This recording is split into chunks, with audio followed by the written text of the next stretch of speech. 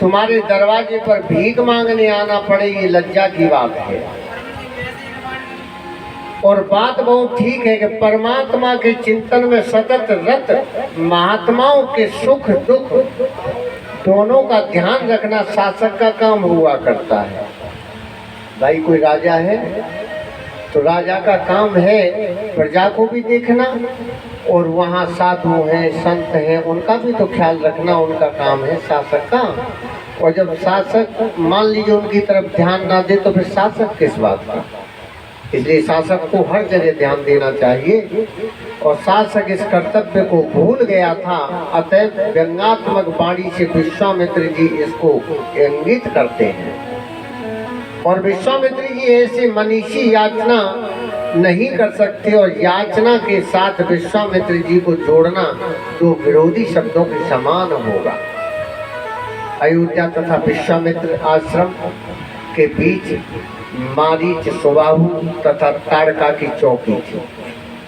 ये राक्षस थे, और भौगोलिक आधार पर यह स्थान जनकपुर तथा अयोध्या के मध्य में पड़ता था, बीचों बीच में पड़ता था, और इन दोनों शासकों के बीच में था।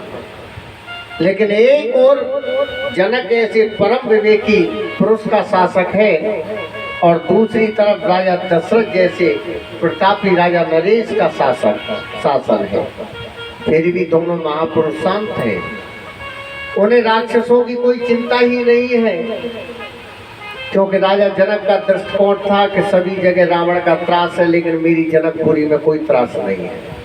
मुझसे मेरे आदमियों से कोई छेड़खानी नहीं, मुझसे कोई छेड़खानी नहीं, और यहाँ कोई त्रास नहीं है, और मेरे द्वारा क्यों किसी को कष्ट दिया जाए। और इधर दशरथ जी का विचार था कि रावण दूसरों के यज्ञ में विध्वंस करता है, लेकिन मेरे यज्ञ में तो विध्वंस नहीं करता। मेरे यहाँ जो कार्यक्रम होता है उसमें विध्वंस करने तो नहीं आता। और व्यवहारिक राजनीति की दृष्टि से तो दोनों नरेशों को असुर विनाश के लिए क्रियाशील होना चाहिए था, दोनों को एक हो जाना चाहिए था।